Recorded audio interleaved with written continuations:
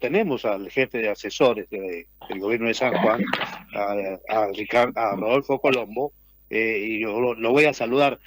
Rodolfo, buen día, ¿cómo estás? Alejandra Ruiz y Castro Pinoza te saludan, ¿cómo va?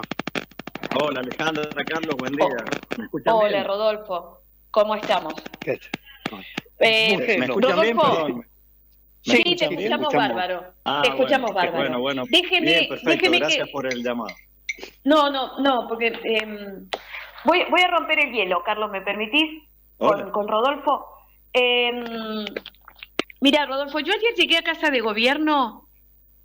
Gobierno a la entrega de las escrituras, que fue la verdad que un acto muy lindo porque es una reivindicación histórica para muchísimas familias, ¿no? Que llevan 40 años viviendo en su casa y nunca han podido escriturarla. Y me parece que esta propuesta del gobierno de la provincia es válida y es aplaudible también, ¿por qué no decirlo así? Uno ve las caras de los abuelos ya, que hace 40 años recibieron su casa, y ves el llanto de ellos, la emoción, y vos decís, bueno, algo estamos haciendo bien. Pero me encontré con un ministro de Economía, con un Roberto Gutiérrez, casi hasta como entre la desesperación ¿viste cuando se dice está desencajado? Es más, le dije, Roberto, ¿qué te pasa? Es que no puedo dejar de pensar en el tema de los docentes. Ya no damos más. A ver, ¿qué más quieren? Ya no damos más. Y ojo, Rodolfo. Roberto Gutiérrez es clarito. Él habla de los sindicalistas, no habla de los docentes. Como lo dijo ayer Marcelo Rego, mi respeto y mi admiración eterna a los maestros. Ahora, también hay que entender un poquito la situación. Entonces, Rodolfo, si no la entiende un docente, si la entiende un docente a la situación, ¿no la va a entender el sindicato? ¿Querés que te diga una cosa? Para mí esto es político, no es otra cosa. Esto es político, Rodolfo, y me interesa conocer tu opinión. a ver, Rodolfo, te escuchamos A ver, atentamente. bueno, yo creo que el gobernador fue muy claro, ¿no? Es decir, acá en las tierras de Sarmiento la admiración es sobre aquellos que tienen la vocación de, más allá de ser su trabajo, de entregarse a que nuestros niños y nuestros adolescentes y el día de mañana futuros dirigentes, trabajadores, amas de casa, lo que emprendan, digo, desde ahí estén formados, capacitados y preparados para un mundo cada vez más complejo y más competitivo, ¿no? Y esa admiración está. Y por supuesto que eso no es solamente una cuestión de capacitarlos o ayudar en esa capacitación al docente, sino también que cobren como tienen que cobrar. Frente a la Por realidad que supuesto. vos planteás, Alejandra, ¿me escuchan bien? Sí, perfecto, perfecto. Frente a la realidad que vos planteás, frente a esos docentes que te dicen que entienden la situación de la provincia, Sí. y hay que ver, yo no generalizaría sobre todo los dirigentes gremiales, de los docentes en este caso, porque ellos cumplen su rol, algunos con sinceridad creerán que así lo defienden. Yo creo que la educación es una cuestión mucho más compleja que solamente, que es muy importante, pero no es solamente el sueldo del docente. Entonces, No. frente a los esfuerzos que hace la provincia, más allá de cosas que se podrían mejorar, por supuesto, siempre, pero recordemos cuando asumimos, el gobierno nacional cortó todos los programas nacionales, dejó de pagar lo que le correspondía a la nación, que le pagara dentro del sueldo docente, como es la conectividad y la capacitación docente, y la No, más provincia allá se del hizo incentivo, pero el incentivo docente también. el El incentivo docente, incentivo perdón. docente. Claro, Sí, por eso, la claro, conectividad y Rodolfo. el incentivo docente. Y Sí, desde sí, ahí, sí. más allá de hacernos cargo, para que no se quedara y se viera menguado ese haber del docente, la provincia dijo, no, lo vamos a pagar a pesar de todo el achique que teníamos y que seguimos teniendo por parte de la nación. Más allá de la crisis, hay una restricción de fondos permanente por parte del flujo que tendría que llegar a las provincias. Entonces, desde ahí, por supuesto, como ellos, todos los trabajadores queremos cobrar más, pero se trata de ser equilibrado y realista y desde ahí, bueno, tratar de acomodarnos a los tiempos sin bajar las banderas, sin decir que no les corresponde, sino de acuerdo a las circunstancias, a la realidad que hoy estamos viviendo. Y si esto además fuera una cuestión puntual de una actividad. Pero fíjate que los gobiernos,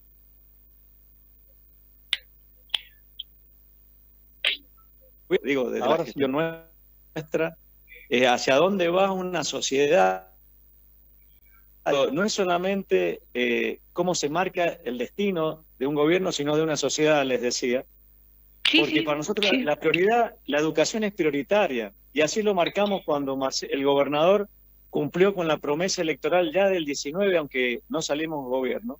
En el 23 sí, se cumplió con la promesa del boleto estudiantil gratuito para todos los niveles y para el docente, que no tiene que ver solamente con una ayuda a la familia, al esfuerzo que se hace para que nuestros hijos y los mismos docentes lleguen al trabajo, sino que es a la vez decirle a la sociedad y al mundo, che, nuestra prioridad es la educación, no queremos que un solo niño ni un solo educando no tenga la posibilidad de llegar a su trabajo por la falta de plata para el colectivo, digo, para decirlo llanamente. Entonces me parece que también esas cosas hay que poner todo en la balanza y nuestra prioridad, claro que es una de las prioridades es la educación, pero frente a eso hay que equilibrar el bien común de toda la sociedad. Por eso ayer el gobernador lo dijo muy bien, hay una gran responsabilidad frente a lo que los sanjuaninos estamos viviendo y todos, los dirigentes gremiales inclusive, por eso parece más madurez por parte de los docentes que por los mismos dirigentes. Así ese equilibrio hay que tenerlo, ¿no? Bueno, por eso digo, Rodolfo, los maestros se están ubicando en la realidad que les toca vivir, pero muchos de ellos han tenido una recomposición interesante. A ver, estos famosos que la gente por ahí no los entiende, no los llegamos a entender nosotros, ¿no? Los ítems, radio antigüedad, el I1, el I14, el I, que nosotros no lo entendemos, pero han pasado años en esta provincia, donde esos ítems que están contenidos en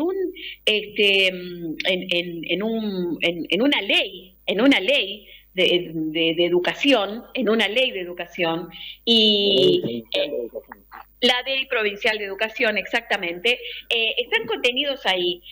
Estos puntos se han ido tocando todos, pero para mejorarlos, años de no tocarse esas categorías dentro de un sueldo docente que tiene muchísimos derechos, y me parece estupendo, porque nosotros ponemos en manos de ellas a nuestros hijos. Lo dijiste vos al principio, Rodolfo, las generaciones venideras están en manos de estos hombres y estas mujeres. Entonces, ¿cómo no les vas a dar un reconocimiento en todo esto? Entonces, cuando vos ves que está pasando este tipo de cosas, o los sindicatos docentes se van actualizando con el tema de los estatutos docentes, o llamamos a la modificación de un estatuto docente, o no sé, porque acá en la provincia hemos tenido reconocimientos a ítem dentro del sueldo del maestro que no se habían tocado por años,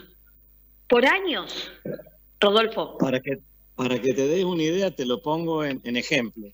Durante los 20 años del gobierno anterior, al nomenclador fueron 7 puntos del básico. Nosotros lo hemos aumentado en 70 en 2 años. Claro. O sea, digo, ese solo número te marca lo que vos estás planteando, Alejandro. Ahora, que la situación económica no nos está llegando, no está nada bien, porque San Juan no es una isla, aunque a muchos les guste que digan, o muchos dicen todavía que San Juan es una isla. No, San Juan no es una isla. Acá están funcionando, o puede llegar a ser una isla porque están funcionando cosas que no funcionan en otras provincias. Caso, paritarias docentes. Entonces, por ejemplo, acá todavía hay obra pública. Entonces, digo, son cosas que hay que tener en cuenta en el marco de una crisis mundial. Una crisis mundial que agrava la crisis nacional que venimos pasando. Mira, Alejandra, perdóname que te complete un poco lo que vos planteás, muy cortito, pero tiene que ver con lo que la gente votó también desde el cambio. Con el cambio se votó el equilibrio fiscal. La gente no quiere más los desarreglos financieros que los estados nos llevaban permanentemente para vaya a saber qué cubrir o qué llevarse o qué populismo representar, ¿no? A nivel nacional como provincial. Desde ahí ese equilibrio fiscal es muy importante para los gobiernos, porque desde el equilibrio fiscal y evitando el déficit es como te mira el mundo y también vienen las inversiones.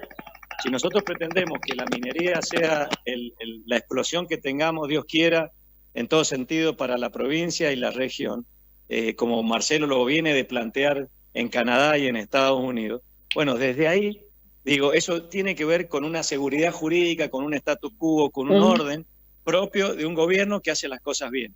Y si vos, para tener ese equilibrio fiscal, en el déficit que hoy se vive, con la falta de recursos que vienen y nos restringen desde la nación, con lo difícil que es la recaudación, porque a todos nos ajusta el bolsillo en esta crisis que estamos viviendo y en esta inflación que es medio difícil, que ya de por sí es alta, de casi el 3%.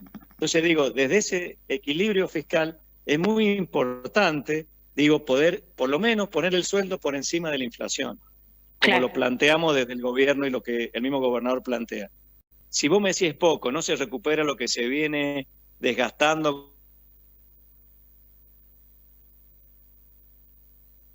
acomodándolo, habrá que poner de las dos partes, habrá que seguir dialogando para avanzar en ver cómo lo equilibramos, pero en plena crisis, en plena realidad como la que estamos viviendo, y no solamente hay un sector docente, tenés la seguridad, tenés la salud, tenés todo el empleo público, digo, en donde San Juan, más allá de todo lo que vos planteás y que funciona y que el sistema por lo menos ha seguido trabajando, por ejemplo, la obra pública con fondos provinciales, digo, eso genera un efecto multiplicador. El sueldo del empleo público hace que el efecto multiplicador de la provincia y el círculo virtuoso de la economía se mueva. Digo, por eso el ferretero va a poder vender, el panadero va a poder vender, la gente va a poder redistribuir ese ingreso que se tiene. Entonces, los primeros interesados, más allá del propio docente y de los gremios, de que todos cobremos bien, es el gobierno. El tema es cuando vos haces las cosas con responsabilidad. Si vos vieras despilfarro en otras cosas, bueno, ponele, los planteos pueden llegar a tener su razón de ser. Pero cuando no es por ahí, cuando vos ves que está el boleto estudiantil gratuito, como decíamos antes, cuando está el programa con las computadoras, cuando vos capacitás para un programa como el Comprendo, Aprendo, que hoy el país lo está copiando. Eso es un avance enorme. Vos no podías entender lo que estudiabas si no comprendías lo que leías. Digo, me parece que es parte de 20 años de un populismo que nos llevó a esta realidad. Bueno, más allá de plantearlo y de llorarlo, hay que corregirlo. Entonces, todo eso lleva un proceso. Entonces, en ese proceso, también los dirigentes, todos tenemos que entender que el equilibrio es fundamental. Bueno, yo la última que quiero... Perdón, porque no quiero irme del tema, Carlos. Me tengo que ir, Carlos. Déjeme la última que le... Porque, Carlos Castro Espinosa quiere que yo esté en el estudio, que esté en Chimba, que esté en Caucete, quiere todo él. Y no puedo, soy una sola. Obvio. Soy una sola. Pague otro periodista. No, una sola consulta más a Carlos Castro Espinosa, a Rodolfo. Ayer, porque nos enteramos, Carlos, en la semana, que una empresa de transporte público en San Juan le ha pedido a los choferes, por escrito, les ha pasado como una especie de memorándum por escrito, que no deben prender el aire acondicionado, no deben usar el aire acondicionado, porque el combustible está aumentando y no... A ver, vos hablas con esos empresarios, Rodolfo, y ellos te dicen que lo mejor que nos puede pasar es el equilibrio fiscal, que basta de subsidios, que basta de economías como las que se venían viviendo, que basta del fantasma de la corrupción en la obra pública, que basta. Pero esos mismos empresarios hoy, vos les preguntás sobre este tema y te dicen, ¿y qué querés? Si a mí el gobierno no me ayuda para yo poder... Entonces, ¿querés un subsidio?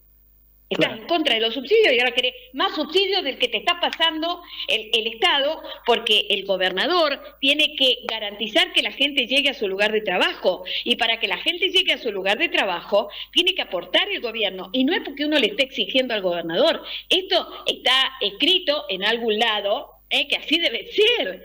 O sea, entonces, muchachos, ¿en qué estamos? ¿Estamos en que quieren subsidios? ¿Quieren subsidios? ¿Y quieren que la economía funcione y llegue a un equilibrio fiscal?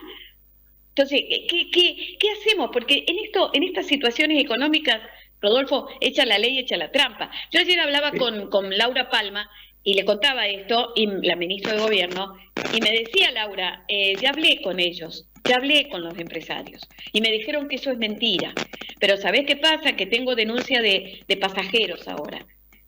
Están acostumbrados a mentir. ¿Qué querés que haga, Ale? Yo voy a tratar de hacer lo que puedo, pero están acostumbrados a mentir, hablando de los empresarios, ¿eh? O sea, esto es una cuestión de todo, Rodolfo. Perdón. Mira, más allá, perdón que te interrumpa, más allá, Alejandra, de si estuvo la nota o no, que me parece que es parte de cuestiones que hay que resolver y que tendrá que verse, y a la vez el Estado actuar, ¿no? Porque las concesiones son para cumplirse. Y por supuesto. Digo, vos has metido el dedo en la llaga en un debate que nos tenemos que dar como sociedad y que es muy importante y es de fondo, no es solamente por los empresarios de transporte.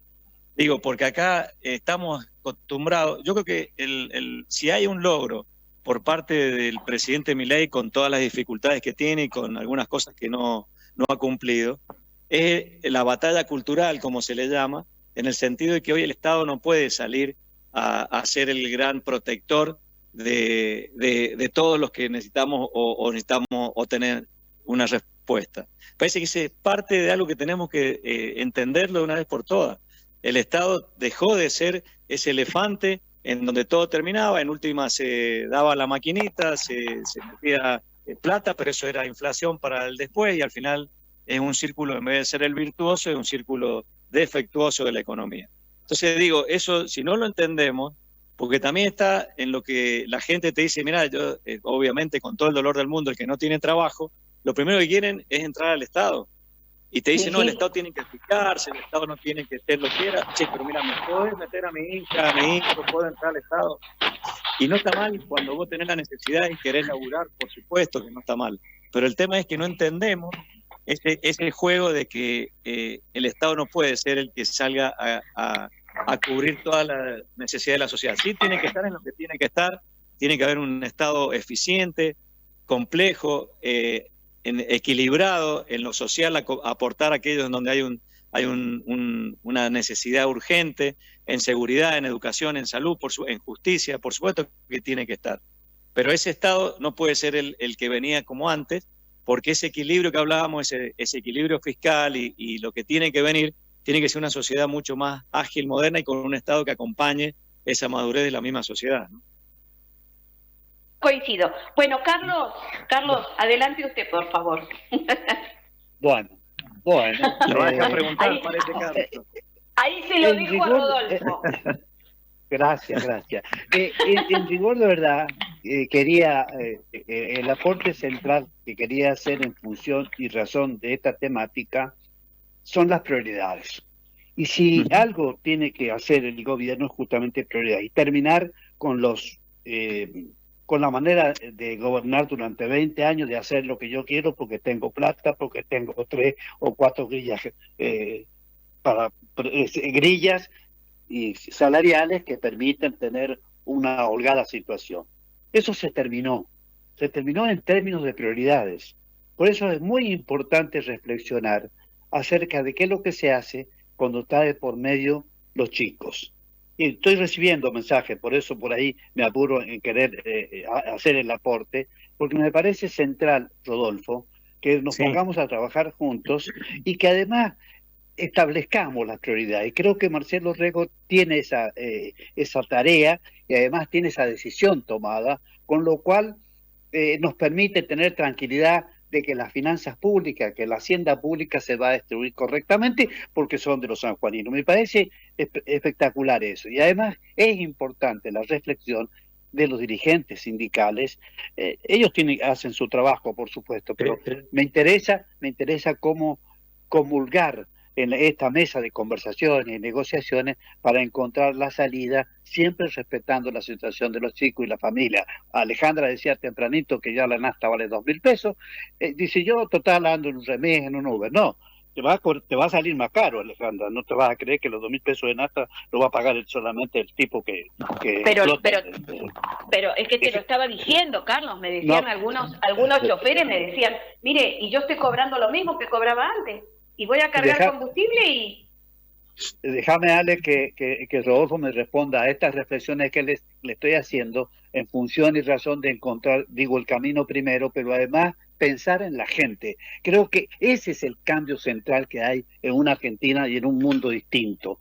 Esta guerra virtual que tenemos, que está en marcha y que se va profundizando, creo que vos que tenés experiencia también y que sos un estudioso de la abogacía, tenés una familia de la misma característica. Conocí a tu padre, era muy gracias. chiquito vos, y yo iba a cenar invitado por tu papá, con quien fui muy amigo, aparte de entrevistarlo muchísimas veces y de respetarlo como corresponde. Pero básicamente creo que en el mundo que vos te manejas también tenés la chance de hacer tus aportes, en tu calidad también de jefe de asesores, pero también de sanjuanino, que de pura cepa, que siempre el aporte va a estar en función de la gente, ¿no?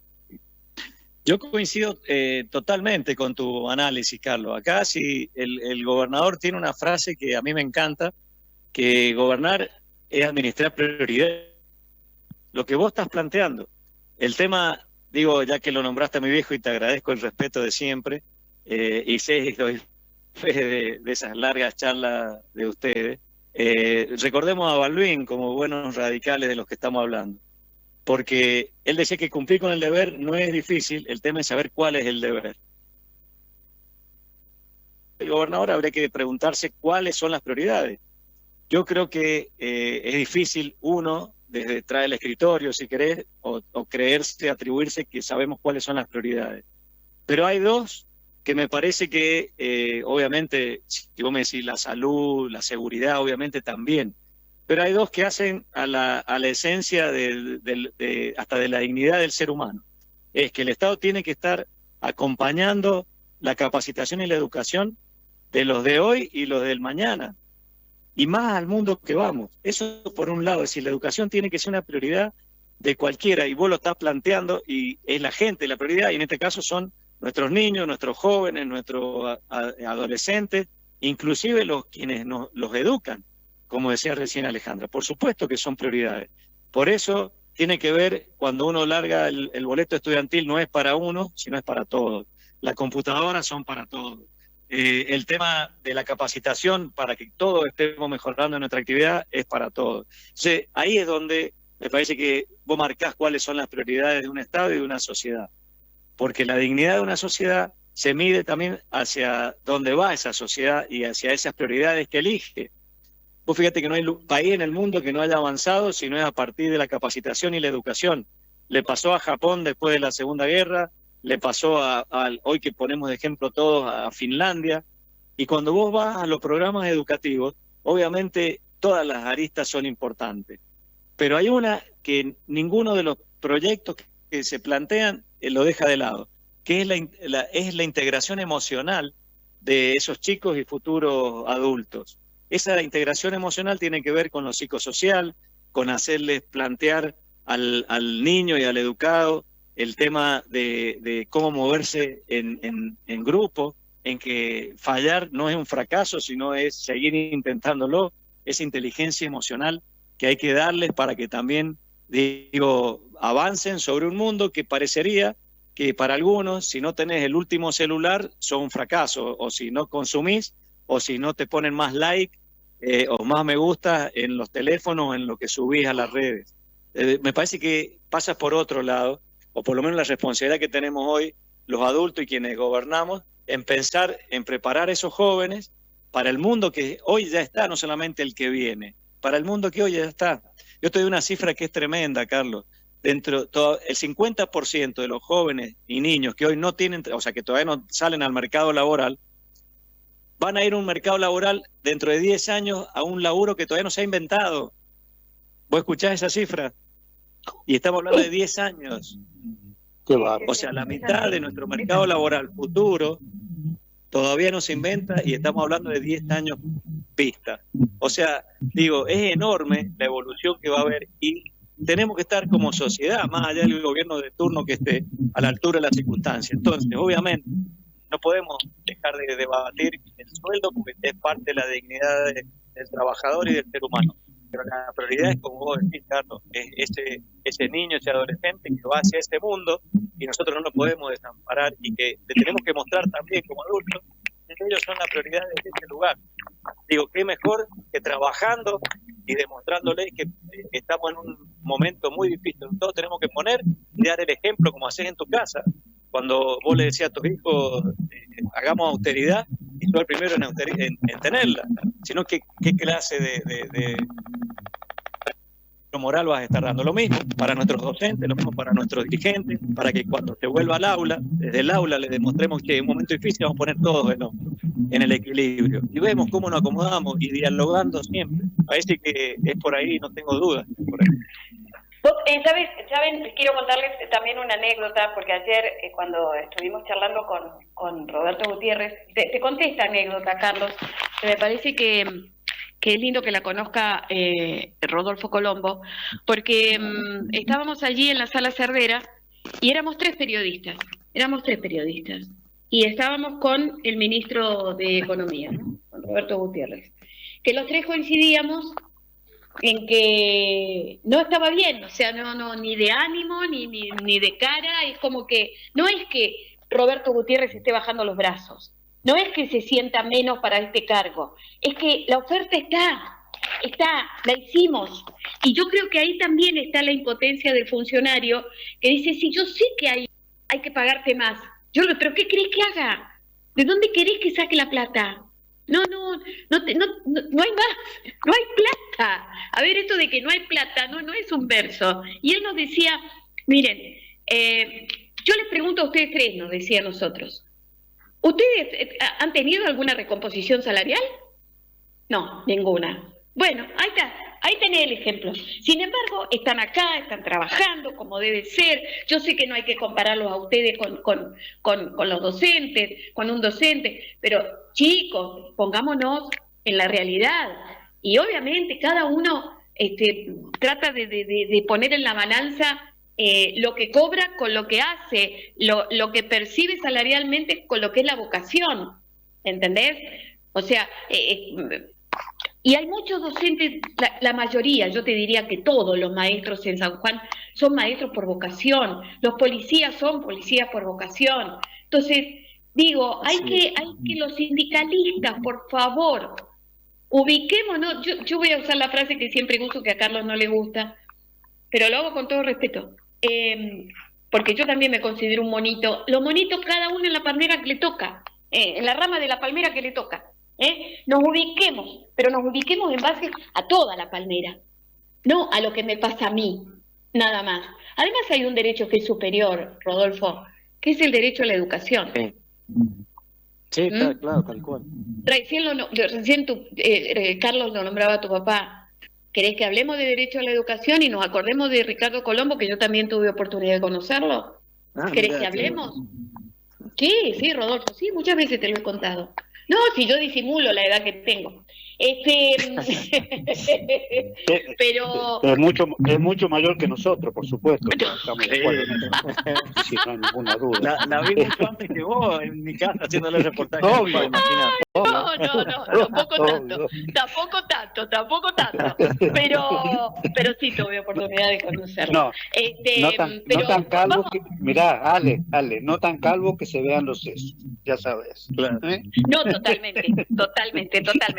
Yo lo que voy es, porque ya también viste mucho de muchos sectores, ya me mandan mensajitos, como 3 que he recibido ya, me dice, ¿qué te pasa? Que estás jugada ya, te entregaste. No, yo no me entrego a nada. Esta ha sido mi postura siempre con los conflictos docentes. Y mirá, Rodolfo, si hemos compartido juntos conflictos docentes, meses que no cobraban los maestros, meses. Mirá la historia de San Juan, así es. El contenido que tiene con los maestros. Yo no me pongo ni de un lado ni del otro. Pero dejen de usar a los chicos como rehenes y dejen de usar a la educación como una excusa y el derecho a la educación. El derecho a la educación es el derecho a educarse. Ustedes decidieron ser parte de ese derecho, impartiendo educación. Hola. Bueno, Hola, ¿me escuchás? Sí. Hay que ubicarse en la ramita de la palmera que te toca. Nada más, Rodolfo. Ese es todo mi concepto. Está bien. Un dato, Rodolfo, que me gustaría que nos aportaras, tiene que ver con tu tarea política. Vos sos te has metido en política muy fuerte. Si tu papá te viera lo que estás haciendo, lo que has hecho, pues sos radical, y bueno, fundaste agrupaciones políticas y trabajaste en política. A mí siempre me cae muy bien. Es la tarea política, lo que se hace, de ver a la gente, tratar de participar y conocer cosas. ¿Cómo estás viendo la política ahora? Porque ha cambiado tanto todo esto. Yo sé que te ha tocado ser funcionario también.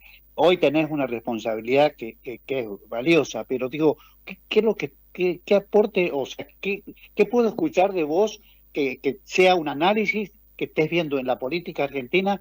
Porque la decepción que hay con Milei, al menos en lo personal, esto no tiene por qué compartir nadie conmigo, y ya tengo derecho a esta edad de decepcionarme o ilusionarme, pero la ilusión para mí está en otro segmento. Me gustaría hacer aporte siempre.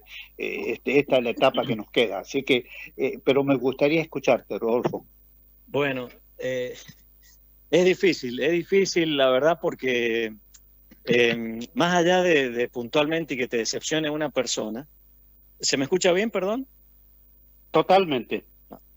Hola, bárbaro, hola. bárbaro. Sí, bárbaro. Bueno, porque Te escuchamos. a ustedes se me entrecorta lo de ustedes, por eso avísenme si no se escucha. No. Digo, bueno, perfecto. Más allá de la decepción personal que uno puede tener, digo, me parece que la sociedad argentina es muy difícil que pueda soportar una decepción de índole desde la política, como vos lo planteas, Carlos. Yo lo siento desde un dolor enorme, porque creo que si algo tenemos que hacer los políticos, no solamente los que nos toca una responsabilidad funcional, sino todos, es hacer que la política vuelva a estar en el lugar que corresponde. El mismo Papa Francisco en su momento decía que la política es maravillosa, es una de las vocaciones más fuertes que puede tener alguien para servir desde el lugar que estés. Y lamentablemente la hemos vapuleado, la hemos desprestigiado, la hemos destruido, la hemos embarrado. Y desde ahí la gente lo primero que te dice, no, los políticos somos todos iguales, no creo en nada. Entonces aparecen también los disruptivos, que de la nada parecería que son magos, como pasa en el mundo. Digo, no es solamente de Argentina. Y esto no es con magia, ni un alquimista, ni de un día para otro. Es todo un proceso. Entonces digo, me parece que lo veo con dolor, con tristeza, porque me parece que los partidos políticos son fundamentales para que los jóvenes, los adolescentes, que vos a los 20 años si no te hierve la sangre una injusticia, me parece que algo equivocado hemos hecho hasta los padres de esos jóvenes, pero la misma formación de uno tendría que llevarte a tratar de acompañar el dolor de alguien, la injusticia, o donde falta de un derecho, ver cómo podemos pelear, o en donde uno se mueve. Quizá uno no quiere ser parte de algo colectivo, pero si vos te movés en la universidad, pelear por una universidad mejor. Si te moves en un barrio, en el barrio, en tu club, en tu colegio, es decir, en tu trabajo, obviamente, en tu trabajo. Entonces me parece que eso es parte de un compromiso como sociedad, como ser humano, como persona que tenemos que tener, para que no solamente sea un problema individual, que es al mundo que también vivimos con mucho individualismo, hasta la tecnología influye mucho para ese individualismo y falta de conexión social, y llevarnos hacia un mundo equilibradamente dentro de lo que se pueda, desde esa sociabilización. Yo te doy un ejemplo cortito, espero no aburrirte, pero más allá de la política tiene que ver con un ejemplo en el mundo. Vos sabés que hay zonas que se las determina como azules, en donde la gente vive longevamente hasta un promedio de 100 años. Tenés Okinawa en Japón, tenés un lugar en Finlandia, hay una ciudad de Costa Rica también.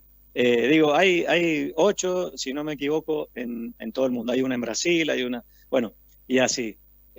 Bueno, y sabés que lo fundamental, más allá de la alimentación, del ejercicio, es la sociabilización del individuo. Es decir, que no puede estar solo y tiene que no solamente integrarse, sino compartir y participar con sus pares. Lo marcan como una columna vertebral de lo que hace a la longevidad, al buen vivir, al hecho de tener una vida mucho más en paz y armoniosa. Entonces digo, me parece que tiene que ver con todo, ¿no? Es decir, hoy la política, como te decía antes, está desprestigiada, y desde ahí es fácil vapulearla, es fácil decir, y no es por ahí. Lo que pasa es que también vemos ejemplos de una improvisación enorme. Entonces ahí es donde a mí uno le duele. Vos no podés decir, yo me meto en la política y estoy y sirvo para cualquier cosa. No, la política tiene toda una cuestión de formación. El dirigente se tiene que formar, pasar por distintos estratos. Vos hablabas de mi papá, te decía, vos si querés empezar abajo en la juventud militando, pintando paredes, en ese momento se pintaban paredes, y poder llegar a lo que uno se prepare y quiera, y la actitud y el destino te vaya llevando. Pero prepárate de abajo, haz el semillero. Esto es lo mismo. Cualquiera puede llegar a diputado nacional y después vemos la vergüenza que te da cómo se tiran agua entre ellos o entre ellas. Digo, claro, con un desprestigio enorme hacia una entidad y hacia una institución tan fuerte como la Cámara de Diputados o la misma Cámara de Senadores. Sí, me parece que eso hay que empezar a prestigiarlo. No es una cuestión de que se ponga de moda, cualquiera, voto a cualquiera. No, como sociedad no hagamos la autocrítica también de ver, che, a quién me va a representar, cómo hago. Si después ese que voté o me representa, aunque no haya ganado, no me cumple, bueno, ver cómo hago para ver si lo corrijo. Le pido que me explique qué es lo que hizo bien o mal. Digo, así sea hoy con la comunicación que hay, se puede hasta pedir en forma pública, en redes y demás. Entonces me parece que tiene mucho que ver lo que hagamos nosotros, lo que pretendemos y queremos ser dirigentes, y aquellos también como sociedad, que no es solamente votar cada 2 o 4 años, sino es permanentemente estar exigiéndonos y a la vez comprometido. Ese ciudadano tiene que comprometerse, tiene que hacer autocrítica. Che, voté mal, voy a corregir el voto, voy a ver qué hago, me voy a fijar a quién. No decir nada, voto porque es el menos malo, no. Porque así después son las consecuencias que pagamos, ¿no? Claro, evidentemente es un razonamiento que le sirve, que tiene que servir a la gente, porque la experiencia está ahí y hoy somos responsables todos, y en función y razón de eso creo que estamos siempre con necesidad de hacer aporte. Bueno, Rodolfo, me parece, no sé si Alejandra se fue o está ahí, la tengo, no la tengo. Estoy acá, pero yo coincido con Rodolfo. Leonardo, déjala tomar un mate. No, él me manda, ¿viste? Ahora tengo que ir a otro lado. No tengo marido, Rodolfo, pero Castro Espinosa me tiene... No tengo marido para que no me maten, y resulta que, bueno, no, es una chanza la que estoy haciendo. Pero yo lo que quiero significar es lo siguiente: no se olvide la política, los hombres y las mujeres de la política, que esa juventud y ese sector que hoy defenestra a la política como lo peor que le puede pasar a un país. El mundo se mueve con política, el mundo se mueve con política. Hasta Donald Trump es un hombre de la política. Depende cómo aplicás la política, ¿no? O cómo la entendés. Pero la política es la única que nos puede sacar de este problema grande que estamos viviendo a nivel mundial, nacional y provincial. Y no se olviden los políticos que los están viendo. Los está viendo esa juventud, los está viendo. Mira, ayer el gobernador estuvo, porque quiso hacerlo y me parece estupendo. Tiene una virtud, y lo digo como mujer, Marcelo Orrego, de que le da un lugar de preponderancia a las mujeres.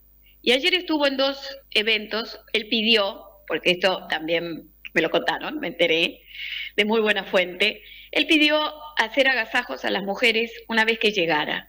Estuvo en Chimbas ayer y estuvo también en Santa Lucía. Chimbas y Santa Lucía, 2 colores políticos absolutamente distintos, digo, de los gobiernos. ¿Cuál era el concepto común de la cantidad de mujeres que habían para con Marcelo Orrego? El concepto común era: siga adelante, gobernador. Le ha tocado bailar con la más fea. Jóvenes, chicas jóvenes, que trabajan de mozas hoy, trabajan en una confitería, mañana tienen que trabajar en una casa de comercio por 2 meses, pasado mañana, pero tienen que vivir, por lo tanto tienen que trabajar. Le decían, lo estás haciendo bien, lo estás haciendo bien. Entonces, vos te quedás con ese concepto, digo, si la gente común entiende cuál es la situación por la que estamos pasando, y que estamos en una provincia que se mueve, que seguimos con obra pública, que si el otro día echaron a 100 trabajadores de una obra como fue la Ruta 40 Sur, no es porque Orrego dejó de pagar, es porque no llegó la plata del fideicomiso de la Nación. O sea, no es un capricho de Orrego, esos trabajadores duelen. Claro que duelen esos trabajadores. Y la obra pública sostiene trabajo. Y esto es un concepto básico. con el que se mueve Marcelo Rego, a quien sí conozco de hace muchos años también. Pero digo, me parece, Rodolfo, que ustedes como gobierno, que ustedes como funcionarios, vos que estás a cargo de los asesores de Marcelo, del gobernador, miremos un poquito más alrededor, lo dejemos actuar a Marcelo como él es. Lo peor que podemos hacer es sacarle al gobernante que tiene llegada al pueblo, a la gente, entiéndase bien, a la gente, quitarle la gente. La gente es lo más importante. Los sindicalistas serán para la lucha, los distintos sectores serán para otro tipo de lucha, pero lo importante es lo que opina la gente. Y Marcelo Rego le gusta medir el calor de la gente, medir la sensación, el ánimo de la gente en la calle. Y lo demuestra así.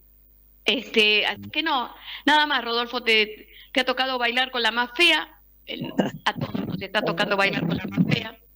¿Quién no quiere tener un montón de plata para gobernar? ¿Quién no quiere tener un montón de plata para todos los días en casa?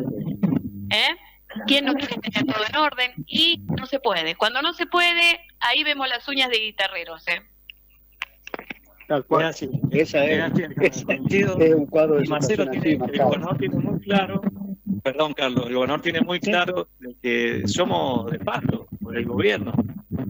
Habrá que ver cómo sigue, pero esta calidad humana de cercanía que él tiene y que a muchos nos gusta, tiene que ver con la vida de uno y con la formación, y con siempre vamos a estar, estés en el cargo o no estés en un cargo, ¿entendés? Entonces esto no se pueden copiar, ni te lo puede meter un consultor, ni te pueden obligar a hacerlo porque todo se nota. Entonces en eso Marcelo es un abanderado y la verdad que contagia, ¿no? Ayer me quedé sorprendida de escuchar a las señoras grandes. Bueno, es que lo tratan como si fuera un hijo. Y eso se llama carisma, eso se llama llegada. Eso es cuando la gente termina confiando en vos. Entonces, ¿quién es Marcelo Rego? Marcelo Rego es un hombre de la política. Entonces, y acaba una crítica también. A más de 4 de los que rodean a Marcelo Rego, no los voy a nombrar. No te voy a poner a vos tampoco, porque yo veo que vos sos muy saludador, muy besuquero, muy... eso se llama carisma. Digo, que es tan importante en la política. No es ser payaso. El carisma es llegar a la gente, pero llegar con la cara, con los gestos, con el corazón, con tu presencia, con tu postura, con todo. Eso es el carisma, que se trae. No se, claro, ni se hereda ni se aprende, se trae. Ahora, acompáñenlo a Orrego en esto, por favor, porque me parece que es la manera de volver a unir a la gente con la política. Claro, ¿no? Y la gran constancia, la tarea diaria, el minuto a minuto. Bueno, Rodolfo, ha sido un placer compartir contigo, te agradecemos infinitamente este contacto y vamos a estar siempre consultándote como corresponde, así que agradecido. No, por favor, siempre a disposición. O sea, si algo tenemos en este gobierno es transmitir todo lo que tenemos de frente, sin pelos en la lengua y diciendo lo que es la verdad. Dios quiera que todos entendamos. Yo me alegra este diálogo porque la verdad que me parece que es importante que todos entendamos ese equilibrio que necesitamos como sociedad, ¿no? Y en la situación crítica que estamos viviendo, pero también es una situación durísima en donde quizás hasta vengan momentos más difíciles todavía. Por eso con más madurez tenemos que enfrentarlo. Como siempre, Carlos, te agradezco, recuerdo a mi padre, que la verdad que siempre lo ponía en un lugar que mucho más allá que bien se lo ha ganado o no, yo creo que sí, pero bueno, lo dirán ustedes, pero la verdad, te agradezco siempre que lo tengas en el recuerdo, más allá de lo personal, la verdad que me alegra mucho. Ya, sí, ahí siempre hay que entinarse en esto. Gracias, Rodolfo, gracias, muchas gracias. Un abrazo, gracias a ustedes. Muchas gracias. Muy bien, bueno, con nosotros, Ricardo Colombo ¿Perdón? No es el nombre de una sala, vamos a decirlo también, Ricardo Colombo no es el nombre de una sala en la Café Gobierno. Digo, porque hay mucho, te digo, que me pasa con algunos periodistas que preguntan, ¿y la sala Ricardo Colombo? ¿Y por qué Ricardo Colombo? ¿Cómo por qué Ricardo Colombo? ¿No sabéis quién es Ricardo Colombo? ¿No sabéis quién fue Ricardo Colombo? ¿Un periodista no sabe quién fue Ricardo Colombo? Carlos. Primero informate quién es Ricardo Colombo y después preguntar. Es al Por revés. eso digo, no es el nombre de una sala en casa de gobierno. No, Claro. Ricardo Colombo no fue eso. No es un cuadro en la literatura. No, ese no fue Ricardo Colombo. Preguntá, Claro. por lo menos preguntá. Exacto. Después si querés saber más, es cuestión tuya, pero por lo menos preguntá. Bueno.